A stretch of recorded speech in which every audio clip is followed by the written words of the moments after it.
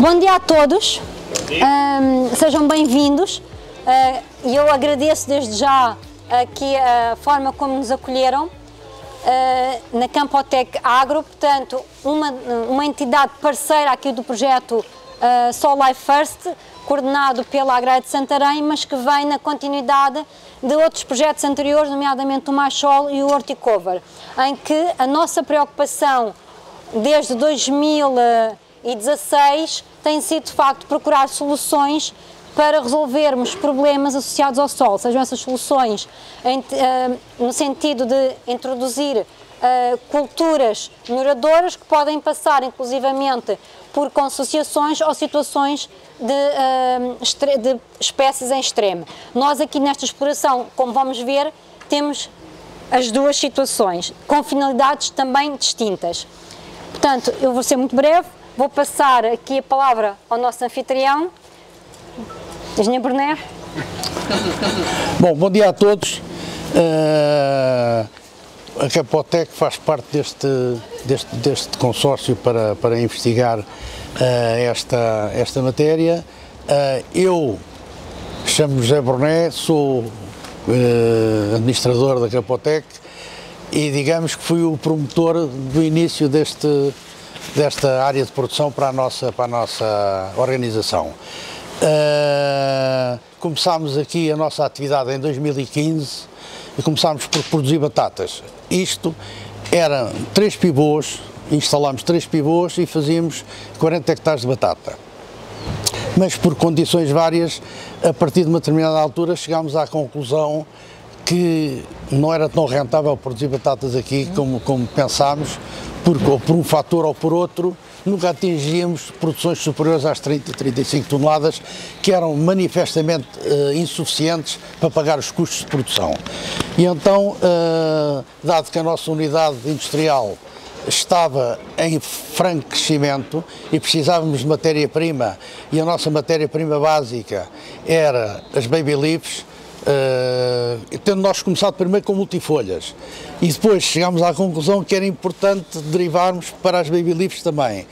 Tínhamos que produzir baby leaves, estava fora de questão produzir ou embalar sem ter, não é? Portanto decidimos iniciar a produção de baby leaves e eu propus aos meus sócios que estava aqui, tínhamos acabado a nossa era da batata aqui, e eu andava a procurar o que é que eu iria fazer aqui para rentabilizar este solo que está aqui com umas condições extraordinárias. E então decidimos iniciar aqui a produção de baby leaves. E começámos, já tínhamos um primeiro ensaio em Almograve, onde temos outra unidade, temos outra quinta, onde temos outra unidade de produção. Tínhamos tido bons resultados e começámos a produzir aqui também o espinafre, baby leaf e as alfaces. E desde aí até agora tem sido sempre, felizmente, a produzir e de facto isto é uma zona abençoada para produzir este tipo de produto. É pena que as nossas entidades gestoras deste país não liguem nenhuma à agricultura e ao que se faz aqui, pelo contrário. Vamos ter que, se calhar, qualquer dia tomar medidas também como os nossos colegas espanhóis e franceses, porque estamos aqui com um problema diabólico que é a água, não é? Só se lembra de Santa Bárbara quando faz trovões, só quando a barragem atingiu níveis preocupantes é que se preocuparam em limitar, e aqui é assim, de repente é o tudo ou nada. Quando viemos para aqui tínhamos água sem qualquer condicionalismo, no fundo baseámos as nossas produções e estruturámos a nossa estratégia, o nosso esquema de produção baseado numa determinada dotação de água anual, e de repente isto passou a outra coisa, não é? Passámos do 80 para o 8, não é? E então temos que gerir a pouca água que temos, enfim, em função daquilo que alguém lá de cima diz que podemos gastar, não é? E isso tudo, como podem calcular, é uma preocupação para uma empresa como a nossa, que tem uma unidade industrial que todos os dias consome várias toneladas de produto. e se não tivermos o abastecimento aqui das nossas quintas, vamos ter que recorrer à importação. Portanto, imaginem a complicação que isto nos causa. Mas não é por isso que estamos aqui para analisar o resultado deste ensaio. Eu não me vou alongar mais, vou-vos desejar que corra tudo bem e que fiquem contentes e sejam bem-vindos. Muito obrigado. Bem, bem-vindos a todos. Este dia está principalmente focado na apresentação dos resultados do campo de ensaio que montámos,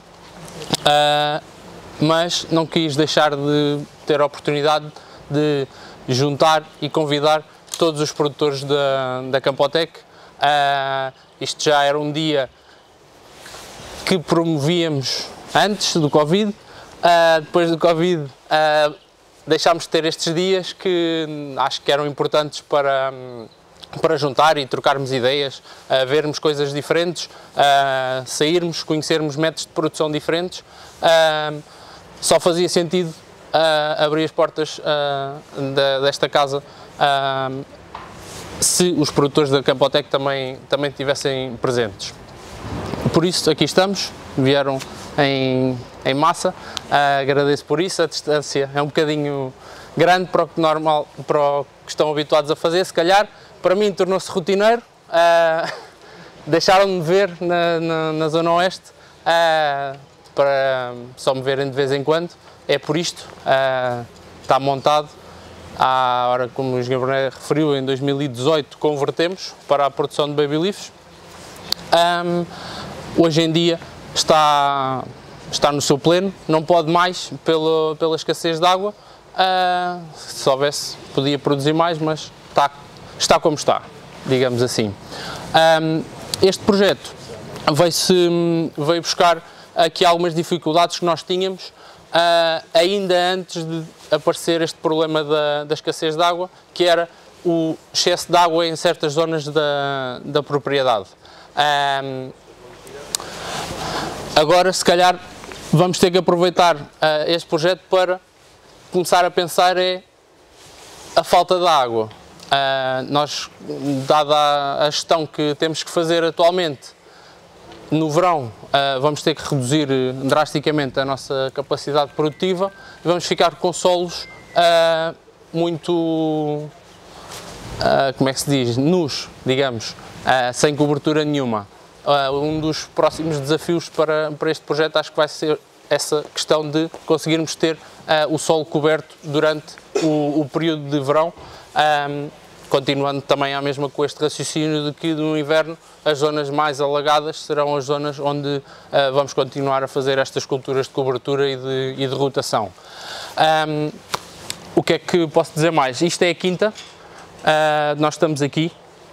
Desculpem, para já, desculpem o tamanho do objeto, mas não pensávamos que fosse uma sala tão grande, acabou por ter que ser. Nós estamos aqui, o ensaio está montado no centro da quinta, foi escolhido este ponto nevrálgico que temos de produção, porque tem aqui uma espécie de uma nascente ou algo do género que torna isto intransitável durante o período de inverno. E será isto tudo à volta, com o mar já aqui ao lado. Tem aqui umas condições espetaculares para conseguirmos produzir as nossas saladas. Areias, pouca chuva e este ventinho sempre a ajudar. Não costuma ser tão forte, hoje é que está um bocadinho mais forte, mas dá-nos aqui boas condições. Este projeto também, além da questão do encharcamento e das erosões, as erosões aqui associadas também à questão das chuvas, em que muitas da areia com a chuva acabava por se perder, por ser arrastada.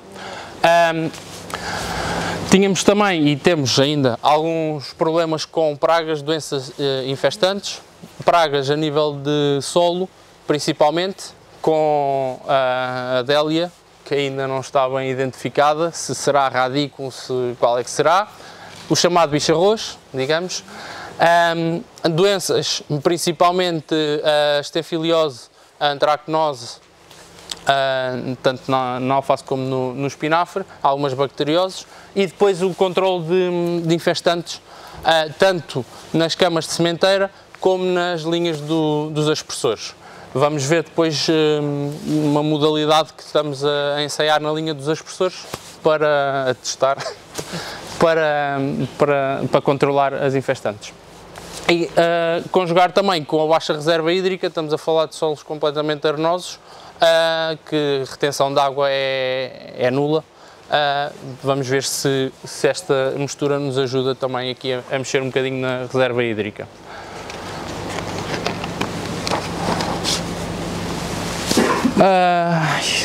Desafios, esta parte ainda é minha, não é? Mais ou menos, exatamente. É verdade, podem acompanhar na brochura, já que isto está pequenino, mas tem a brochura onde tem isto que está escrito. Dê-me lá ali. Tem mais brochuras lá à entrada. Não está para ver. Não queria ler, mas se calhar vou ter que ler esta parte.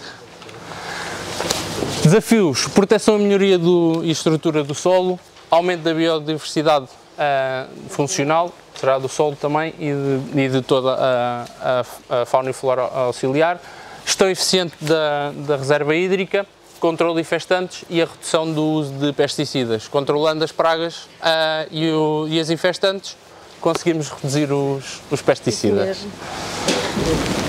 Bem, primeiro de tudo, bom dia a todos também, muito obrigada por estarem aqui. Eu estou a representar a Fertiprado e o meu colega João Pedro Pereira, dizer-vos que estes projetos todos que foram falados aqui, desde o Mais Solo, ao Horticover e ao Soil Life First, tem sido um trabalho muito interessante para a Fertiprado, porque nós já há muitos anos que andávamos a pensar que as culturas de cobertura faziam muita falta. São produtos que cada vez mais se nota que a sua importância é relevante. Notámos no primeiro projeto, no Mais Solo, que trabalhámos com hortícolas, que a nível do tomate, por exemplo, se via que o agricultor fazia muito o sistema monocultura, portanto sempre tomate sobre tomate, cebola sobre cebola, e fez-nos pensar muito o que é que nós poderíamos vir a fazer para combater aquela baixa produção, porque ao longo dos anos os produtores diziam e sentiam que cada vez mais essa produção baixava, acima de tudo, por este sistema. E começámos a pensar, nós já tínhamos bastantes coisas estudadas, já tínhamos muitas variedades, porque a Fertiprado tem um departamento forte de investigação e desenvolvimento, e já tínhamos algumas soluções com ciclos que na altura ainda não eram aquilo que chamávamos ciclos precoces, porque por norma aquilo que é um ciclo muito precoce não é exatamente aquilo que é mais produtivo, mas hoje com a questão de muitos anos de trabalho conseguimos fazer variedades que hoje em dia conseguem produzir, conseguem dar aquela massa que necessitamos tanto para incorporar ou, por sua vez, para fazer forragem de qualidade, e é nesse caminho que estamos. Claro que todas estas equipas fantásticas que têm estado nestes projetos, temos conseguido aliar aquilo que está no solo e que demora muitos anos a ter resultados. Mas eu acho que ao longo destes projetos, e está à vista, conseguimos perceber as mais-valias de termos o solo coberto, as mais-valias de melhorarmos aquilo que é a vossa cultura principal. Porque no fundo a nossa cultura é importante, mas não é a principal. O que é certo é que quando nós utilizamos uma cultura de cobertura, acabamos por conseguir apanhar e reciclar aqueles nutrientes que estavam no solo, muitas vezes em quantidades enormes, que nós não aproveitávamos e que no fundo conseguimos fazer 2 em 1, assim dizendo, certo? Pronto, tem sido uma adaptação constante, porque nós já tínhamos muitas misturas à base de leguminosas e gramíneas, isto porque nós utilizamos as leguminosas, porque penso que todos sabem, não é novidade, as leguminosas têm a capacidade, através do seu rizóbio, de fixar o azoto atmosférico e, portanto, isso cada vez mais é uma mais-valia económica e ambiental para o agricultor. Pensemos que aquilo que a leguminosa tem e que tem essa função consegue apanhar muitas vezes aquele azoto que hoje em dia dizemos que é caro e que no fundo muitas vezes não é aproveitado, e se dê depois também à questão da gramínea. Hoje em dia vamos além das leguminosas e gramíneas quando queremos enterrar. Hoje em dia utilizamos também, tal como podemos ver depois no campo, aquela história do que são as crucíferas, do que são as brássicas, tudo aquilo que são melhoradores de solo, de estrutura de solo, porque têm raízes profundas que chegam mais longe e que melhoram tudo o que é aquilo que nós chamamos o microbioma do solo, que é um mundo e que vai sendo melhorado ano após ano, que demora tempo, mas temos que confiar que ele vai melhorando, certo? Pronto. Este, por acaso, no caso desta consociação, nós utilizamos aqui uma consociação de leguminosas, gramíneas, e utilizámos uma mostarda branca. No ano passado, onde é que está o João? Está aqui? No ano passado, havemos ver no campo depois, e o João Pedro há de fazer o favor de mostrar a parte económica, que eu acho que é fundamental, a parte da técnica, mas o que é certo é que tivemos uma produção dentro de um solo, tal como o João explicou, com muitíssimas dificuldades a todos os níveis, conseguimos atingir uma quantidade de matéria seca total, matéria seca, de 6.600 kg por hectare. Isto dividindo entre o que nós colocámos na consociação que achámos que estava adaptada a estas condições, que era uma aveia, um azevém, trevos e ervilhacas a nível de leguminosas, e a mostarda branca. O que é que aconteceu, e aí o João pode explicar melhor que eu, que ele deu tanta massa para enterrar, que o João achou melhor, e corrija-me se sou errada, achou melhor fazer algumas bolas por um lado e enterrar o resto, portanto, certo? Certo. Pronto. Não ia conseguir ter a terra disponível para trabalhar mais ali dentro dos 15 dias, 3 semanas, se não tirasse esta massa toda vegetal para fazer bolas. Dizer-vos o seguinte, que como esta mistura estava, ainda daria para ficar mais tempo. A questão é que precisávamos fazer a cultura seguinte cedo, porque isto é muito difícil formular uma mistura de cobertura, porque é assim, temos que pensar que o timing que temos entre fazer a cultura de cobertura e a principal é muito curto. Muitas vezes estou-vos a falar, no ano passado semeámos que dia? Data de sementeira, 9/12, que é já bastante tarde. O ideal é que uma cultura de cobertura, seja semeada em outubro. Primeiro porque os risóbios funcionam muito melhor a nível das leguminosas por causa da temperatura de solo. E segundo, porque estamos a perder algum tempo da cultura de cobertura, que depois tem que ser retirada em fevereiro, março, e por precoce que sejam as espécies, temos que pensar que elas têm que produzir e, portanto, esse tempo é muito importante. Portanto, pensemos que não foi a data ideal, foi o possível, mas o ideal é que seja mais cedo, está bem? Olá, a data de corte foi dia 8/3, portanto estamos a pensar, estamos a ver que estão a ver a produção que deu num curto espaço de tempo. 100 dias mais ou menos. 100 dias, exatamente. Certo? Ora bem, então bom dia a todos. Aqui na sequência do que a Ana já falou sobre as mais-valias da cultura de cobertura e que é digamos, o objetivo maior do projeto onde estamos inseridos, demonstrar essas mais-valias, de toda a parte do aumento da biodiversidade. Temos também toda a parte de fixação de azoto, de melhoria da estrutura do solo, descompactação, etc. Ou seja, todas essas mais-valias já são um serviço que a consociação, que a cultura de cobertura está a fazer à terra, está a fazer à exploração, está a fazer à cultura que vem na sequência desta cultura de cobertura. Naturalmente tem um custo, é um investimento que se faz, e aqui um bocadinho as contas que trouxemos é para tentar demonstrar que pode não significar um custo acrescido, e até podem, em determinadas questões, tornar-se como um foco de rentabilidade secundária, digamos assim, da parcela ou do sistema cultural que se está a praticar. Portanto, tendo aqui em consideração alguns dados que o João também nos deu sobre custos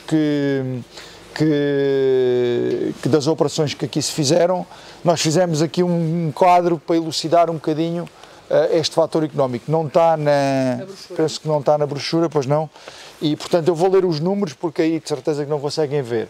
E então temos custo da semente 115 euros por hectare, custo da sementeira 150 euros por hectare. Depois, se tiverem mais curiosidade em perceber como é que o processo foi feito, é uma questão de, ou no campo perguntamos. Os aproximados, está bem? Não... Pronto, claro. Foram 3.000 metros. Até porque são 3.000 metros e isto está extrapolado ao hectare. Pronto, depois houve aqui, no ano passado, o João achou por bem fazer uma fertilização e gastou 350 euros, não sei se quer explicar, que é do BEC. Pronto, nós fizemos a concessão a par da mostarda caliente, que era a cultura que fazíamos habitualmente, e a mostarda caliente para que possa ter condições de ter biomassa e que se possa incorporar e fazer o seu efeito, precisa de ser adubada. E então a cada adubação que fazíamos na mostarda, fazíamos também na mistura. Pronto, tivemos resultado. Daí que uma sementeira tardia, ainda por cima como foi o ano passado, foi mais tarde do que este ano, para produzir esta quantidade não teria produzido provavelmente se não tivesse sido ajudada com o azoto. Já vamos ver isso, hoje já vamos ver isso. Que acaba por ser digamos, não é o objetivo, nem é aquilo que se pretende estar a fertilizar, principalmente com grandes quantidades, com adubos azotados, este tipo de culturas, porque elas por si só são fixadoras de azoto, têm as leguminosas que são inoculadas com rizóbio, um rizóbio específico, que fixa azoto e por si só já dispensam essa aplicação de azoto.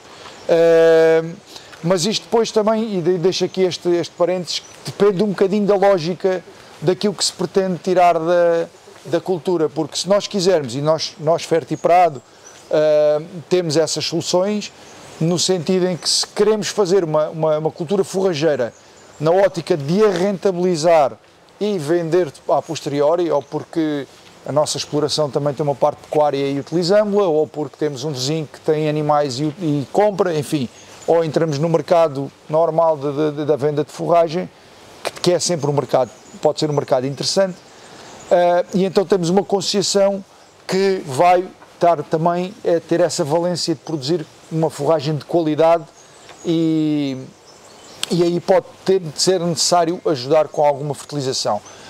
Por outro lado, podemos ter só o objetivo da cultura intercalar, que é só todos os aspectos que já aqui frisámos, da melhoria do solo, do aumento da biodiversidade, etc. Mas pronto, aqui foi utilizado, gastou-se 350 euros em fertilização e houve a necessidade de fazer a tal produção de bolas, de fenocilagem, e que teve um custo de 780 euros, números redondos, a produção destas bolas. Depois gastou-se 9 euros em herbicida e eu considerei aqui ainda 60 euros de incorporação da matéria vegetal que renasceu, rebrotou após o corte, que pode ser, e estávamos aqui a comentar isso, considerada na cultura seguinte, porque esta incorporação desta matéria orgânica que lá está, já está a preparar o solo para a cultura que vem a posteriori. E portanto depois, para dizer ainda antes de dar números finais, que nestas contas considerei que o custo das bolas, não sei, eu acho que não tinhas esses números, pois não? O custo total de fazer as bolas. Foi uma área tão pequena, foi trocada pelo serviço. Ali em acordo, olha, vais lá, cortas e ficas com as bolas. Pronto. Para não haver... Aqui para consideração, para considerarmos nas contas, pronto, hoje em dia o preço de mercado de fazer uma bola anda na ordem dos 20 euros. Fazer a bola, tudo, cortar, juntar, enfardar, plastificar, etc. Na ordem dos 20 euros. Eu considerei para estas contas 25, porque Normalmente isto não são áreas mais difíceis de trabalhar, não são áreas contínuas de forragem que se entra a cortar e coisa. Há as linhas, há mais voltas, normalmente depois também não são áreas muito grandes e, portanto, acaba por ser menos eficiente e um prestador de serviços que venha fazer, eventualmente irá cobrar um bocadinho mais. E, portanto, eu considerei 25 euros por bola em vez de 20. E depois também o tema da venda, porque o preço de mercado das bolas este ano deverá andar na ordem dos 80 euros a unidade e eu considerei 60 euros. Porquê? Porque a cultura, tendo aqui a mostarda no meio da conceição, não é propriamente aquela conceição ideal para uma produção forrageira para a alimentação animal. Portanto, provavelmente o futuro comprador ou o potencial comprador valorizará um bocadinho menos a bola porque porque tem lá uma crucífera ou duas.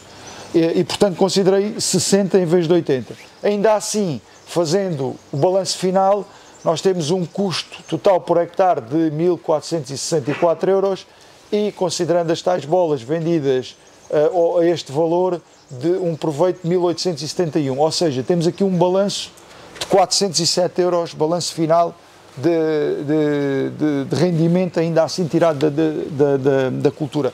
Se tirarmos daqui da equação os 350 euros gastos na adubação, não iríamos ter esta produção, naturalmente, mas também não íamos ter... íamos ter menos proveito, mas também tínhamos menos gastos. Portanto, ou seja, aqui demonstra um bocadinho que é um investimento para produzir forragem e depois o proveito que se tira, ou tirando aqui 350 euros a este custo e tirando também o custo das bolas, a coisa ficaria muito parecida. Também em termos, e com a vantagem de todos os custos que não são quantificáveis, que é a mais-valia que trazemos aqui para o solo e que penso que agora vai ser explicada melhor do que eu. Não, mas já vou salvaguardar a questão da fertilização. Quando nós falamos na questão do rizóbio bactéria, quando nós pedimos que não se utilize tanto azoto, pode-se usar algum. O problema é que quando utilizamos muito, demasiado, a bactéria para funcionar despende energia. E portanto, se ela estiver de uma forma rápida no solo, ela escusa de estar a trabalhar, a despender a energia para ir pescar lá fora, ou azoto atmosférico, porque já o tem disponível. É só por essa questão. Acaba por ficar preguiçosa, só por isso, está bem? Só um esclarecimento rápido. Sim? Muito prazer em estar aqui, temos muito gosto. Eu sou Maria do Céu, sou da Escola HD de Santarém. Estou aqui a representar uma equipa que é muito grande e tenho aqui a dificuldade de vos mostrar alguns benefícios que esta solução, que esta alternativa de cobertura do solo traz para as culturas seguintes, mas tem a dificuldade de valorizar isso. Enquanto aqui os nossos colegas apresentaram valores que são perceptíveis, não é? Que nós temos logo uma noção porque são quantidades que entendemos. Quando entramos na biodiversidade, quando entramos na riqueza, naquilo que é o benefício que estas culturas trazem no que respeita à biodiversidade, é para nós mais difícil transpor isto, não é? Traduzir isto em valor financeiro, sobretudo num curto período de tempo. E eu gostava de salvaguardar isso mesmo. Nós estamos com os resultados, esta brochura tem os resultados de um primeiro ano de cultura de cobertura. E vocês, até melhor que nós, sabem o que é o comportamento de um solo, não é? Quando queremos fazer uma melhoria ao nível do solo, tudo leva... Estragar é fácil e é rápido. Melhorar leva o seu tempo. E vocês sabem isso até muitíssimo melhor que nós. Se quiserem acompanhar connosco aqui a brochura, eu gostava de destacar algumas coisas. De uma forma muito breve, obviamente falamos aqui dos benefícios de alguns destes aspectos da vida do solo, e nós destacamos aqui, fazemos a diferença entre os organismos mais crescidos, os artrópodes, vamos lá traduzir isto. Basicamente, os artrópodes são muito mais do que os insetos, de qualquer maneira nós traduzimos logo para os insetos, mas não são. São os artrópodes que vivem no solo. Para além destes organismos que nos ajudam em muitas das funções, temos também os micro-organismos que os colegas depois do INIAV falarão do ponto de vista de algumas análises que foram feitas. Eu gostava de destacar que nós aqui neste campo utilizámos 2 métodos e vocês agora, quando formos todos para o campo, vão ver, porque o colega Mário e os outros colegas da Agrária já estão a fazer as amostragens para os resultados do segundo ano. Portanto, hoje estão a recolher as amostras para irem para o laboratório, para voltarmos a fazer estas análises. Estamos com uma enorme expectativa de que este ano tenhamos um salto qualitativo, porque se nós olharmos aqui para a brochura, verificamos logo, e eu gostava de destacar logo aqui estas manchinhas cor de laranja. Nós usámos aqui esta forma de medir, chamámos-lhe velocímetro, não sei muito bem como é que lhe hei de chamar, mas se nós olharmos para ele, verificamos que os dados, ou a informação, o resultado que nós tivemos antes da cultura de cobertura era um valor de 50, passamos para um 60. O que é que isso significa? Significa que ao subirmos este valor, baseado na informação que tiramos do solo, da informação dos organismos vivos, levamos para o laboratório e tudo isto é feito uma contagem sobre os elementos que estão no solo, e esses elementos estão obviamente associados à função que aqueles organismos têm no solo, e até temos um quadrinho aqui que mostramos alguns dos organismos muito relevantes que encontramos neste solo e que têm um papel muito positivo nas funções que desempenham. Verificamos que aqui nestas barrinhas cor de laranja que andámos um bocadinho para a direita, não é? Passámos do 50 para o 60, longe do que queremos. Porque a literatura diz-nos que ali, depois dos 90 e qualquer coisa, é que já começamos a ter solo dito de qualidade. Aliás, este é um indicador que se chama mesmo QBS, Qualidade Biológica do Solo. E, portanto, a partir dos 90 começamos a ficar confortáveis. Digamos aqui que temos um caminho para percorrer e acreditamos que estas soluções vão ajudar-nos a chegar lá. O que é que eu queria destacar aqui? Nos 2 gráficos seguintes que vocês veem, com uns bonequinhos, verificamos que dois tipos de informação, ou 2 indicadores que também são relevantes. E eu vou aqui explicar a diferença entre a abundância e a diversidade. Nós até podemos ter muitos organismos em quantidade, mas eles serem pouco diversos, serem todos do mesmo. Então, potencialmente, até podemos ter, eventualmente, ou estar perante uma situação de praga. Porque quando temos muita quantidade, toda igual, é mau indicador.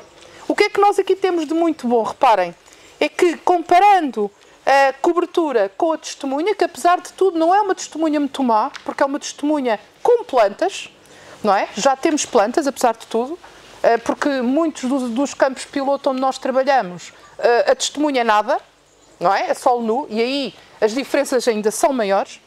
O que verificamos aqui é que, acima de tudo, a diferença se nota apenas num ano na maior diversidade. Vejam que os amarelinhos representam 15 e os verdinhos 23. O que é que isso significa? Significa que nós, no solo, com a mistura que cá colocamos, encontramos 23 organismos diferentes.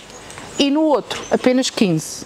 Isto é muito relevante, porque soubermos nós, neste momento, traduzir isto em valor monetário, e é possível, enfim, há exercícios que podem ser feitos, e esse é um passo que nos importa dar, mas efetivamente sabemos que aqui estão associadas funções que estes organismos têm e que são os tais serviços que eles nos prestam.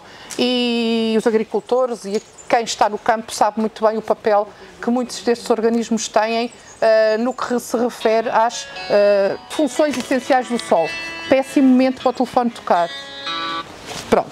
Então, destacando ainda o gráfico seguinte, para ser muito breve, verificamos que o gráfico das barrinhas verdes nos mostram aqui coisas muito interessantes. Começam a ser já prometedoras, nomeadamente ao nível aqui dos estafilinídeos. E eu vou informar o João que os estafilinídeos, que são este bichinho que está aqui em baixo, que é um coleóptero sem asas, que vive no solo e que é um comedor fantástico de bicho-arroz. Bicho-arroz. Portanto, significa que quando esta barrinha verde está aqui, a verde clarinha, aumenta, a de baixo, cobertura. Cobertura. A cobertura Nos estafilinídeos, eu destaco os estafilinídeos porque o de estafilinídeos é que houve ali um salto qualitativo extraordinário, está bem? Portanto, não só neles, atenção que outros coleópteros também, e os carabídeos também. Os carabídeos são predadores muito relevantes, portanto estes três de baixo são muito relevantes, mas eu destacaria os estafilinídeos, sobretudo por causa do bicho-arroz, que falou, está bem? Não vou falar muito mais, porque vamos para o campo e podemos interagir entre nós, mas dar-vos conta de que a proteção das plantas em culturas hortícolas, e nós, a equipa deste projeto, não é uma equipa que tradicionalmente trabalhava o solo, de todo. Nós éramos uma equipa que tradicionalmente trabalhava a proteção das plantas, o estudo de pragas e de doenças, sobretudo de pragas. E percebemos há mais de 10 anos que cada vez mais a proteção das plantas não começa quando o inimigo, quando a praga aparece. A proteção das plantas começa quando nós pretendemos desenhar um sistema agrícola que coloca a planta mais saudável. É tal qual como nós, não é? Vamos alimentar bem, porque assim, sobretudo, é assim que vamos ter maior capacidade de tolerar os patogénios, as doenças que podem eventualmente aparecer. E é exatamente transpor essa imagem para a planta e para o sistema agrícola. E o solo é aquilo que é onde ela está instalada, é onde ela se vai alimentar. E, portanto, é a partir daí que nós vamos pôr a tal resiliência no sistema. E, portanto, a proteção das plantas teve que se virar para a conservação do solo e dos recursos. E foi por aí que passámos ao solo, não é? Muito frágeis no estudo do solo, e por isso fomos buscar quem sabe mais, mas foi por esse motivo. E agora passava já aos colegas do INEAD. Bom, então bom dia, meu nome é Pablo Pereira. Mais alto, Paulo. Mais alto. Bom dia, meu nome é Pablo Pereira, eu venho do INEAD, do Laboratório de Microbiologia dos Solos. Representamos uma equipa, eu juntamente com o meu colega José Cota. Portanto, venho falar-vos um pouco da importância do que é a avaliação dos parâmetros que têm a ver com a microbiologia do solo. Porquê? Porque qualquer alteração que seja benéfica ou prejudicial que ocorra no solo vai se sentir logo na resposta que a maior população de seres vivos que existe precisamente no solo, que são os micro-organismos. Portanto, nós temos uma série de grupos que têm importância a nível ecológico e, neste ponto de vista, a nível da produção vegetal, que são bactérias, fungos, e dentro dos fungos há uns específicos, né? Portanto, nós avaliamos qualquer alteração que haja do solo, há sempre modificação, quer para cima ou para baixo, do número, da função, do tipo e do comportamento, entre aspas, dessa comunidade microbiana que nós temos no solo, o chamado microbioma.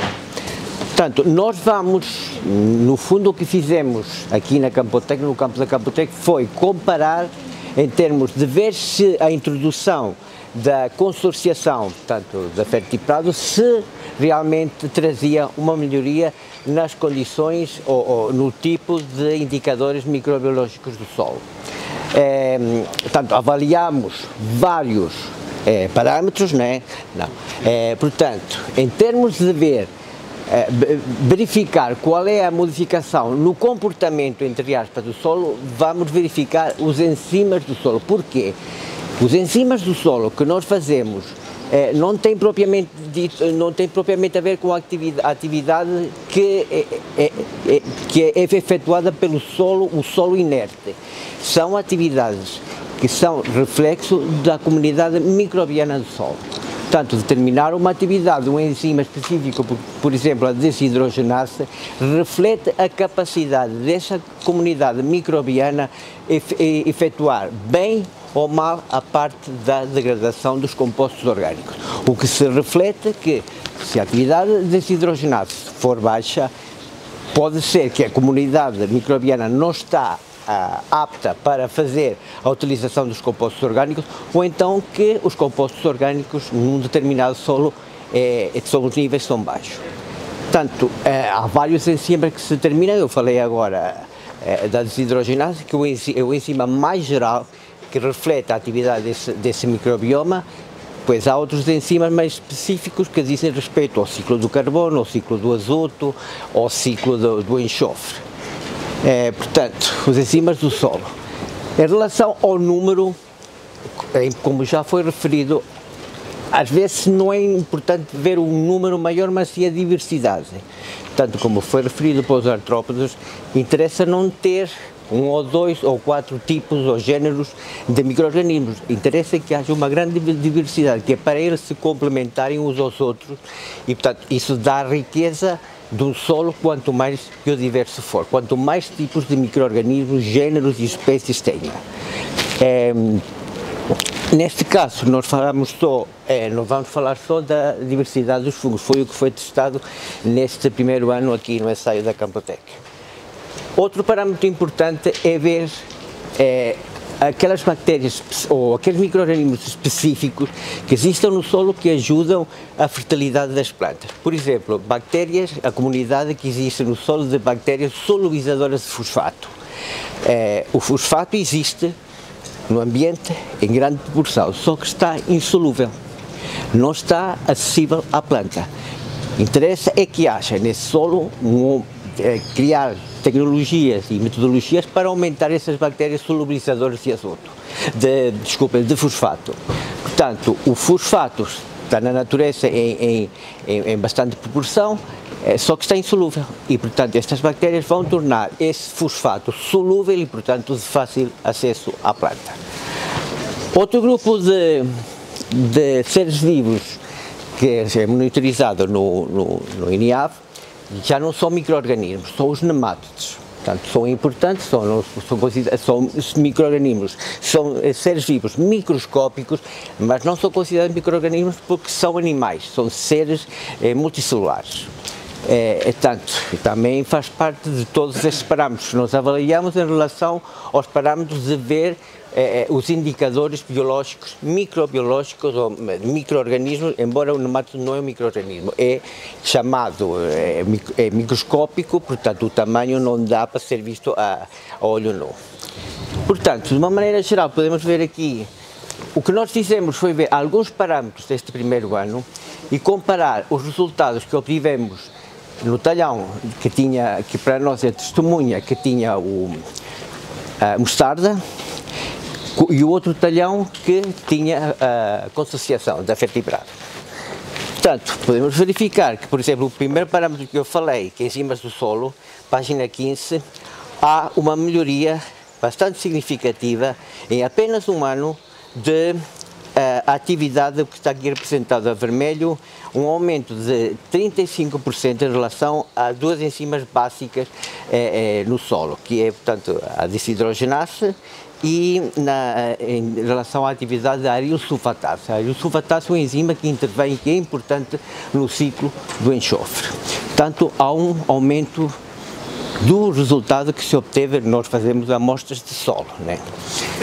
Em relação à diversidade de fungos, há uma melhoria também significante, cerca de 40% em relação à diversidade de fungos em termos de género que existe no solo retirado, que estava no talhão da consociação, em relação ao outro solo que estava no talhão da testemunha.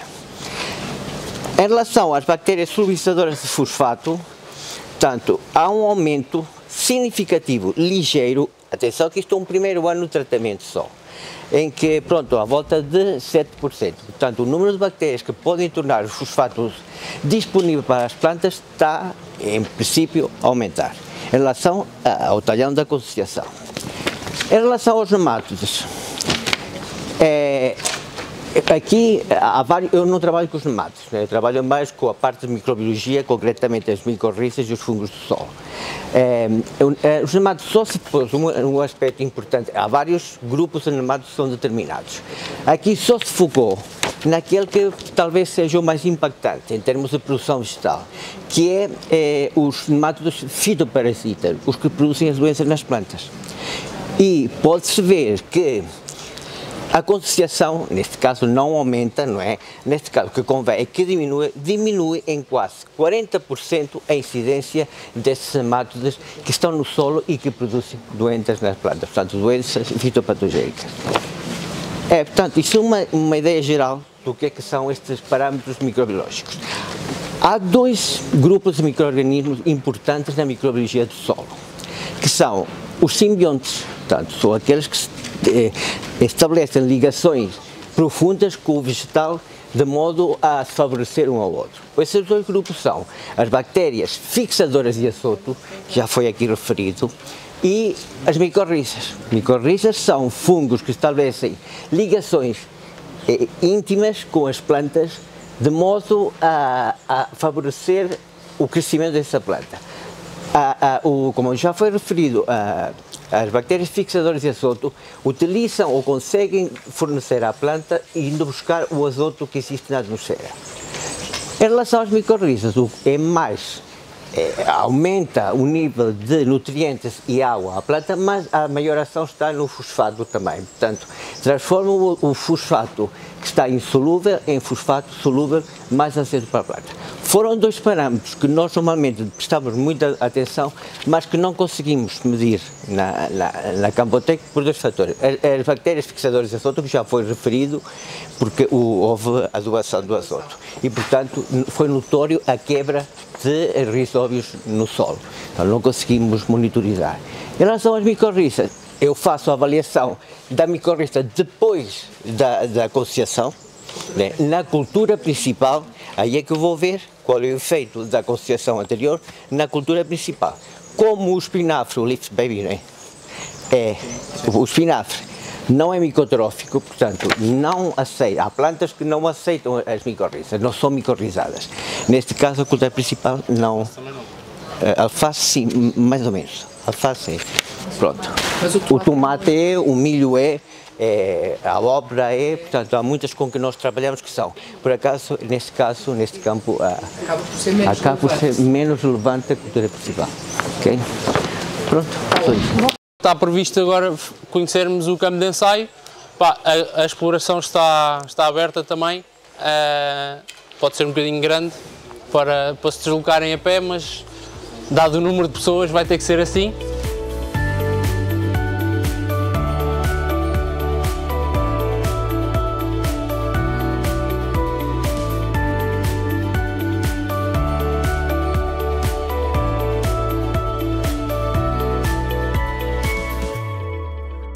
Bom, aqui se calhar vai-se ouvir um bocadinho pior, eu vou tentar falar um pouco mais alto. Este é o campo de ensaio. E há pouco estava a comentar, e é quem eu vi o ano passado e quem eu vi este ano. Não tem nada a ver, foi mais ou menos por esta altura, nós estamos no final de fevereiro, o ano passado foi no início de março que fizemos a avaliação. Pronto, não tem a biomassa do ano passado, mas também não tem a adubação. Este ano vou zerinho. O ano passado vou 120 unidades, este ano não tem nada. Está-se a aguentar. A mostarda branca, a comparar com a nossa mostarda caliente, esta já está em fim de ciclo, se calhar não tão bem adaptada. O ano passado tivemos aqui também algumas alterações que fizemos. Os nossos semeadores, se não repararam, era a alfaia que estava atrás de mim ali na apresentação, aquela alfaia azul é o nosso semeador. Aquilo faz 1 metro de sementeira. E nós fizemos 5 mesas de sementeira. Daniel, ajuda-me, foi à rasa ou foi em Camalhão? O ano passado? À rasa na mesma, mas só o metro. Pronto. Fresámos a terra, ficou direitinha, passámos o semeador, mas de metro e meio, que é a bitola do trator, fizemos 5 camas.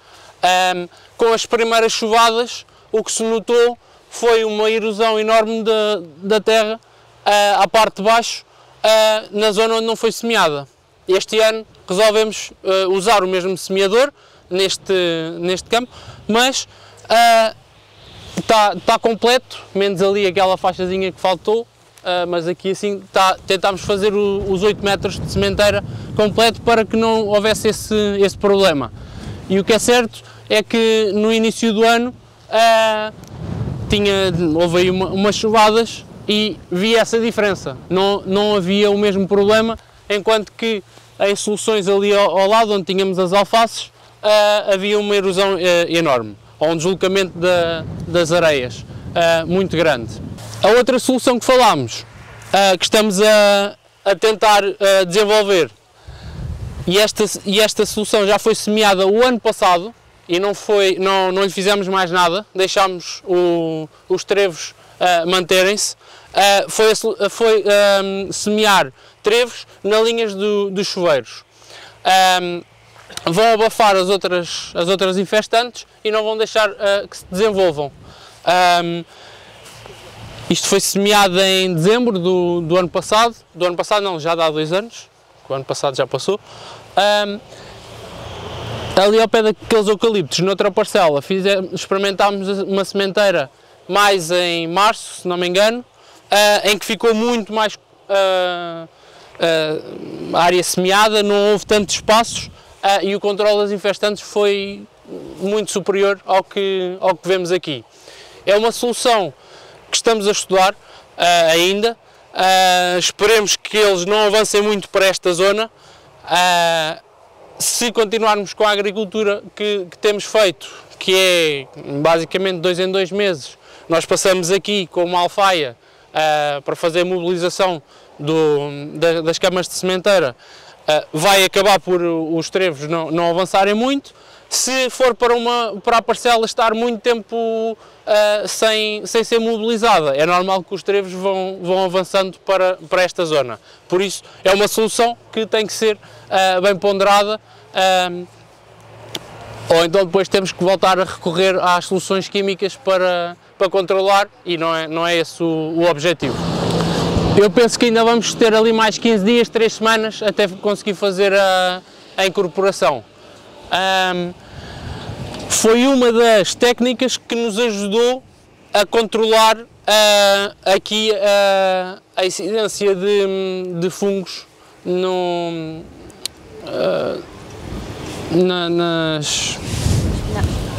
espinafres e nas alfaces. Com a incorporação desta cultura no nosso itinerário técnico, conseguimos, com o seu efeito fumigante, diminuir a incidência de fungos, associado depois também à escolha de variedades resistentes a certos fungos, é que nos permite ainda fazer aqui a produção de espinafres e alfaces o ano inteiro. E aqui a diferença que é notória, um bocadinho aquilo que já falámos, falei ainda há pouco, que tem o tema daqui da ajuda do azoto. É claro que se o objetivo passar por ter uma produção forrageira elevada e tirar daí também um rendimento, a aplicação do azoto pode dar aqui uma ajuda, se calhar não na quantidade que foi aplicado, porque de certeza que não precisa de tanto, e tem-se esse custo extra para também promover mais produção de biomassa. No sentido em que queremos aqui todos os outros objetivos, todas as outras funções de melhoria do solo, quer da biodiversidade, quer da descompactação, do aumento da matéria orgânica, etc., a consociação acaba por estar mais equilibrada nesse sentido. E aquela contagem que fizemos das plantas, em que dava, como tínhamos aqui, dava 6.613. em 3.200 quilos, digamos assim, eram da aveia, mais 750 do azevém. Aqui a relação leguminosas, gramíneas, é diferente. Temos mais leguminosas, temos mais fixação de azoto, e acabamos por ter mais biodiversidade, porque todas as plantas tiveram espaço para se desenvolver. Enquanto às vezes esta questão do azoto pode, esta questão do excesso de azoto pode beneficiar um bocado das gramíneas e elas sufocarem um bocadinho as outras e perdermos aqui alguma biodiversidade. Foi o que aconteceu no ano passado. A mistura estava efetivamente equilibrada no início, mas quando se utilizou excesso de azoto, proporcionou o crescimento das gramíneas um bocadinho em detrimento das leguminosas, ficaram abafadas e precisam de luz, e portanto depois desequilibrou um bocadinho a mistura, deu muita massa, mas acabou por desequilibrar um bocadinho a mistura.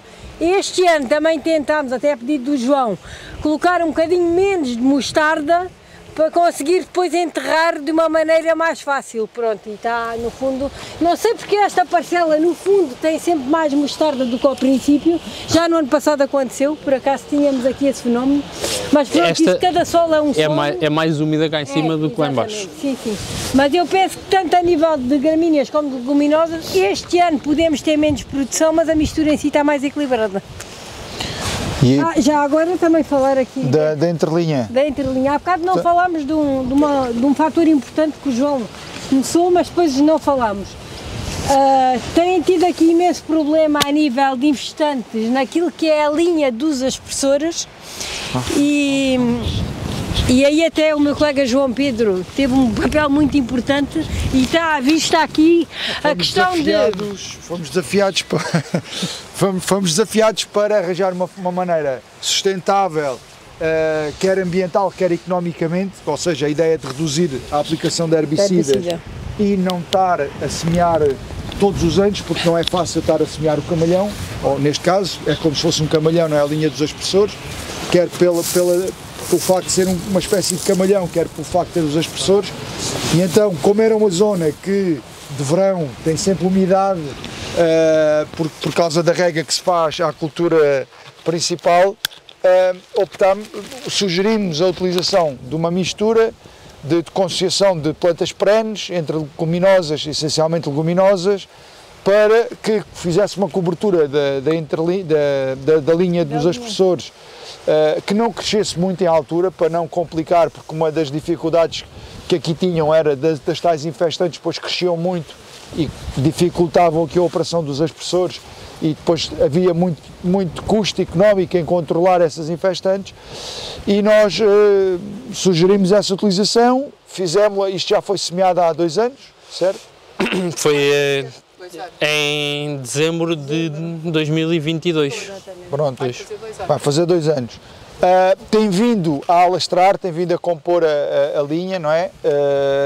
Que é natural, estas plantas perenes depois vão se multiplicando também, vão ocupando os espaços e vão colonizando o terreno, e a ideia é termos um tapete que não cresça muito em altura, que controla as infestantes porque não lhes permite espaço para que elas se desenvolvam, e para além depois também tem todo o benefício da atração de insetos auxiliares, porque são dicotiledóneos, têm flor e vão ter também esse impacto para a biodiversidade, esse acrescente à biodiversidade também da parcela. Há pouco já tinha estado a referir, isto foi semeado se calhar numa altura não própria, ou pelo menos a preparação do solo não foi se calhar a melhor.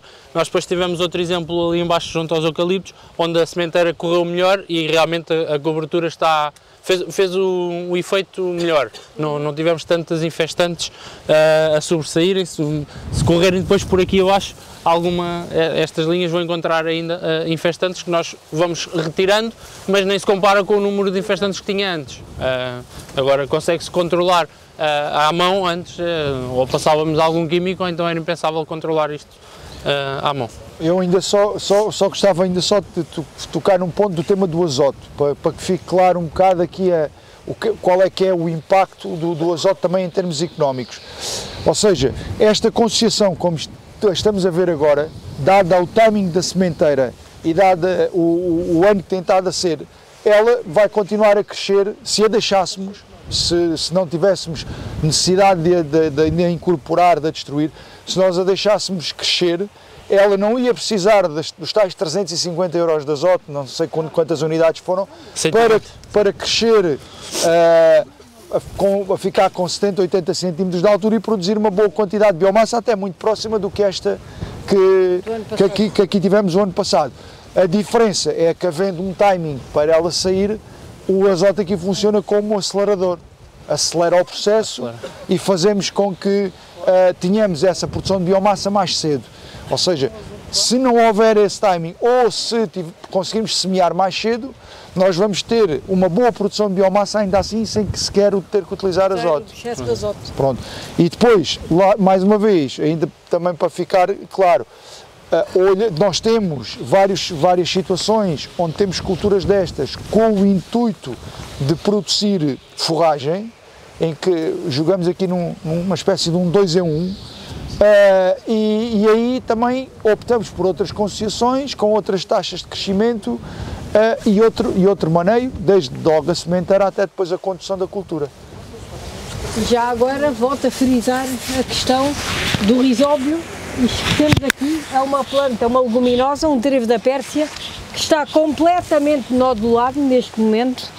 Se abrirmos os nódulos, eles começamos a ver que eles estão a ficar avermelhados, estão ativos e estão a cumprir o seu papel a nível daquilo que é a fixação do azoto atmosférico. Portanto, podem comprovar, podem tirar plantas e é isso que vos digo, que é muito importante aproveitar esta mais-valia da leguminosa e da questão do risóbio, certo? Eu acho que... Nas linhas, o trevo que utilizou aqui é um trevo subterrâneo? Não, nós aqui utilizamos a base de trevo branco e trevo morango, mas também poderíamos ter utilizado outro tipo de trevo. E nós tentámos encontrar plantas que fossem realmente muito rasteiras, que o trevo subterrâneo também é, e que podia também cumprir essa função. Temos aqui a trevo morango e trevo branco. Sim. O repénis e o fragífero. O repénis e o fragífero, sim. O problema do subterrâneo é que, como sendo anual, há determinada altura em que ele morre. Morre e depois volta, não é? Deixa espaço para as infestas desaparecerem. E nós aqui queremos que a perene esteja sempre coberta. 365 dias por ano. Porque... 366 como este, que é bissexto, que é para não estar um dia para estar sempre coberto para controlarmos esta questão das infestações. A questão é que queremos que a perene esteja sempre aqui, não é? O trevo subterrâneo é uma planta anual de ressementeira natural, o que quer dizer que ela pode voltar se autorressemear. Mas a questão é que não queremos que o sol fique nu, porque se deixarmos em algum espaço o sol nu, vêm as tais infestantes que nós não queremos e estas não vão deixar que isso aconteça.